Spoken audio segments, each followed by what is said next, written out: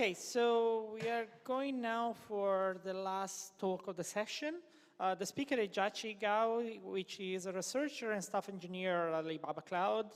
He leads the design of Alibaba Cloud's next generation high-performance network architecture and transport protocol and the research of high-performance network and LLM application. His research interests focus on high-performance networking and application and programmable devices. The floor is yours. Thank you. So hi, everyone. I'm Jiaqi Gao from Alibaba Cloud. So today I will present Alibaba Stella, a new generation RDMA network for cloud AI. So this is a joint work across half a dozen of production teams spanning across 4 years. So LLM workloads are dominated by collective communications, for example, or reduce or gather broadcast, repeated every step. The compute gets the headlines, but the communication determines how fast we finish a step and how well we scale. So in this world, RDMA is the backbone. We rely on it for low latency transfers, high throughput, and low CPU overhead. But the cloud is not a bare metal lab, so we need isolation, we need flexibility, and we need cost efficiency. So we virtualize. And that, as you will see, is where the story gets complicated. So we will focus on two properties that matters most in production in Alibaba. So first is performance. We need performant RDMA. We must preserve the raw performance LLM's demand. And secondly, virtualization. So we must make it cloud native. We must make it elastic, multi-tenant, and we must make it safe. So our experience shows that getting both at the same time is hard in today's stack. So before introducing our solution, let's first take a look at what the current stack looks like. So on the left, we have the current RDMA stack. So at the host level, so the NIC, the representer, the NIC shows a physical function representer in the host, is sitting in this the driver is sitting in the host physical address space, and the representer facing the customer is sitting at host virtual space. So the NIC can, the RDMA application sitting in the host virtual address space can talk to the NIC sitting in the physical address space. So in the PCIe fabric, on the lower level, we need a memory registration. So it's the specific hardware is called memory management unit. So the management unit mapping the virtual address to the physical address. So the RDMA NIC can DMA into CPU or GPU directly without user's intervention. So this is where it saves the CPU cores. So on the hardware level, because of this memory, the memory translation actually takes another round of lookup in hardware. The NIC commonly caches the virtual address and physical address mapping in the hardware itself, and it calls them. It is named memory translation table. And in the PCIe fabric, it also relies on the PCIe P2P technology to enable NIC GPU communication without even CPU's intervention.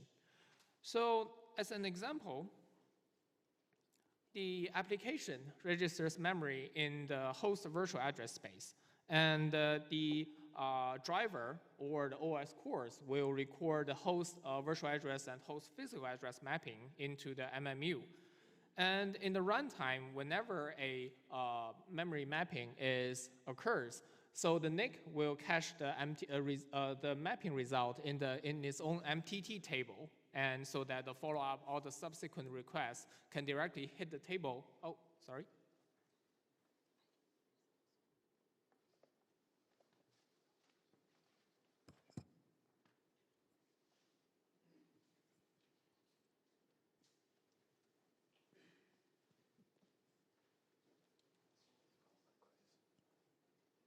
Okay, so without, let me see where I'm here. Okay, so where we are right now. So here. So the follow-up RDMA request can directly hit the cache in the MTT without even querying the mapping between the virtual address space and the physical address space. So this is how the raw stack works, and everything looks so perfectly. But when we look at the virtualized address stack, we can see it already becomes a complex patchwork. So let's start with the representer. In Alibaba, we use the secure container named rund to achieve both a container-like flexibility and a VM-like security. Rund secure container has standalone microkernels and introduce two additional address spaces, guest physical address space and guest virtual address space. So as for the representer, we provide virtualized VXLAN-based virtual function to our customers. The virtual function requires additional VFIO driver and needs virtual queues in the container. So according to our experiences, the VF number cannot adjust in the runtime, and I will explain that in later.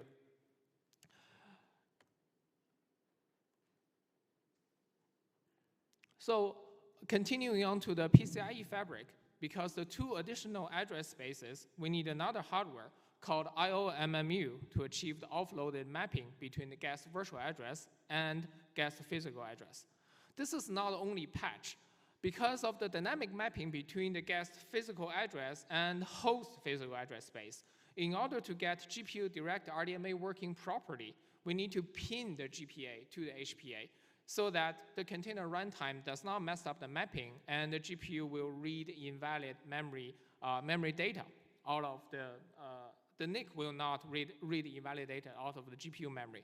So because all the virtual devices, as I introduced before, requires additional BDF numbers in the PCIe, it actually takes up more space in the PCIe P2P lookup table.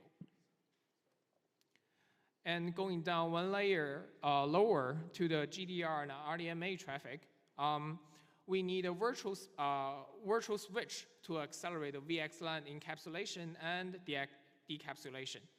And similar to the MTT table I introduced before the blackout, and so the NIC actually has another dedicated hardware named Address Space Cache, ATC, to store and accelerate the mapping of IOMMU. So ATC here is a dedicated hardware and has a really limited capacity. And when it fails the cache, it will issue another lookup to the PCIe fabric to get the latest mapping, and then caches again to the ATC. And like quite obviously, we will incur additional memory overhead and throughput overhead. So from adding all the patches together, here is the new workflow that contrary to the previous one I just presented. So we need to assign and allocate enough number of virtual functions in the bare metal. So when the bare metal server boots, we need to pin all the memory in the container because we do not really know which address space the application is going to use in the runtime. So the container will try to manipulate the MMU and IOMMU in the hardware, and basically in the NIC, the TCP and RDMA will, the NIC will add VXLAN headers to the TCP and RDMA traffic and will cache all the MTT and all the MMU and IOMMU translation results in the MTT and ATC cache. So this is a whole lot of patches going on in the network to make the previous, I said, RDMA stack virtualized. So, and this is where the problem shows up. As we said, we cannot adjust the VFs in the runtime because otherwise the PF's driver, the physical function, the NIC's driver has scalability, has stability and performance issues. So both the TCP and RDMA traffic go through the same hardware, and in the production network, when you issue multiple control operations in the hardware, one traffic can easily affect the other traffic, and it causes many issues in production. So the memory pinning is extremely slow, and it takes like 300 seconds to pin a 1.6 terabyte of memory, which is really common in today's large scale like GPU servers. So the next translation cache due to a limited size, has high miss penalty. When we set the GPU memory pages to 4 kilobyte, and when we issue 32 megabytes of GDR traffic, the throughput actually we see is a 20% performance drop. So based on all the above observations and experiences, we decided to redesign our virtualization stack from the ground up. So now I will introduce the Stella, our RDMA centralized virtualization stack. Here is the new architecture, and here is the previous problems. Like we said, we have, for each problem I show here, we have dedicated design to solve the problem. So on the host side, to make the virtual devices runtime adjustable and also avoid the TCP RDMA interference problem, we designed dedicated control and data path for TCP and RDMA traffic. For TCP, we use VirtIO.net, which is a scalable function, so it can adjust in the runtime. On the RDMA side, we're using the VirtIO Stella, which is a software-based virtualization device that intercepts all RDMA calls and virtualize it accordingly. So in the PCIe fabric, we design and develop PVDMA, para-virtualized DMA. It achieves on-demand pinning for all the GPA memories and accelerated run-D container spin up. On the NIC, we observe that the ATC and MTT are fundamentally the same, serves the same purpose, which is translating the memory address. Therefore, we extended the current MTT into eMTT and solve the ATC miss penalty. So I will introduce each component in depth. So PVDMA allows on-demand memory mapping between GPA and HPA, which stands for guest physical address and host physical address. We intercept all the DMA operations in the secure container. So the PVDMA layer, upon detecting an application, issues a DMA operation. It checks whether the destination address or the memory region is actually mapped. So if not, then the secure container or the PVDMA layer will register and pins the GPA in the IOMMU. Then all the subsequent requests will hit the map cache and behave correctly. So this dynamic and maybe easy to come up with mapping does not come for free. So there's a reason why previously we used pin mapping, because this kind of dynamic mapping will actually cause a conflict between the PVDMA, which is accelerating the IOMMU, and previously the MMU hardware. So I will introduce here. So here is an example of two address spaces, GPA and HPA, which both MMU and IOMMU is in charge for translating the address space. And we have the vStella driver, which is the RDMA stack that register a virtual queue or the doorbell sitting in the guest physical address. So that means because we have a host physical function device, so that means it actually maps to somewhere in the host physical address space. And for the GPU, since the CPU needs to talk to the GPU to issue commands or launching kernels, it actually requires another additional address in the whole guest physical address as well. And it goes to the MMU and IOMMU both at the same time to acquire one address in the host physical address space. So, and here is the problem. Because the MMU and IOMMU, actually, they are working on different sizes for different purposes. For MMU, usually the size is 4 kilobyte for the flexibility and the low memory overhead. And for IOMMU, because we need high throughput between the CPU and GPU communication channel, actually the memory, page size is 2 megabyte. So from the IOMMU's perspective, this entire 2 megabyte containing both the vStella driver and the vGPU queue actually reside in the same queue. Reside in the same memory page. So later, when maybe when the application decides to reclaim the space from the vSTELA driver, which means that they are returning the memory from the application to the OS, the MMU will deregister the memory space. But since in the IO MMU, since part of the memory is still used in the vGPU queue, the 2 megabyte page is not reclaimed. And later, maybe the OS, again, maybe the OS trying to issue another, to create another virtual GPU queue, and in the same 2 megabyte page, the MMU will update the mapping, but IO MMU, since the PVDMA will believe that still the page is valid, it will not update IO MMU mapping. So therefore, when the GPU wants to access the address queue on the left queue, the MMU will map it to the vSTELA driver, which we already freed before. So the data it will read will be invalid. So the solution to this is we isolate the 2 address spaces so that the vSTELA driver and the vGPU queue each of them will use the standalone address.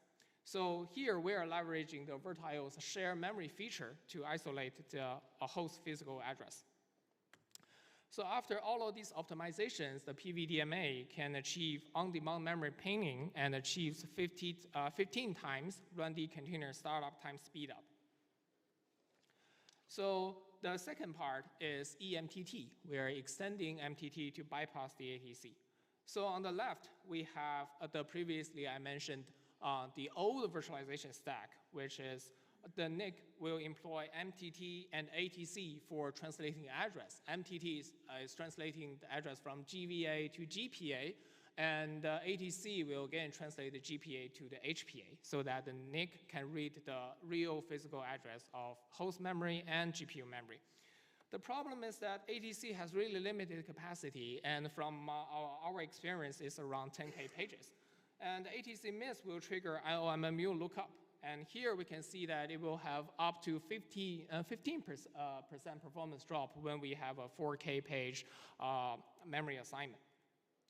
So the solution to this problem we observe is that the MTT and ATC actually serve the same purpose. So we merge them together into eMTT and a direct mapping from GVA to HPA. And additionally, to discriminate the code path from PCIe switch to the host memory and GPU memory, we actually set the AT field in the PCIe. And due to time limitations, I will just show the performance. It says that there's no performance loss after we introduce the eMTT. And the next very important part is RDMA multipathing. So traditionally, there are 3 types of solutions for doing single pass RDMA load balancing. The first part is for traffic engineering, which is hard to scale because it is really challenging for our cloud multi-tenancy scenario, and the LM workload has really low entropy. So the second part is well known as a flow-led routing. And the switches detect the flowlets of the traffic and randomly split it to the next hops. So the problem is RDMA has really large flowlets and it has poor load balancing results for RDMA traffic. And the third one is for adaptive routing. So one flow traverses multiple paths, and it is really hard for us to deploy it in production because it incurs a significant management overhead. And the Stella solution is a 128 path, I believe is packet spray. So on the NIC, it round robins the packet source ports with a really short RTO to detect packet losses. And in the switch, we can still keep the equal cost multipath ECMP routing in the network. So together with all of the 128 path routing, we can achieve 90% queue length reduction, 80% max mean delta reduction across path, and 17% or reduced speed up with the background traffic, and 14% end-to-end training throughput increase. So you can check more data in our paper. So as a conclusion, we introduce Alibaba Stella, RDMA network for performance virtualization and UEC-ready multipathing. Thank you. I'm happy to take any questions. Thank you very much.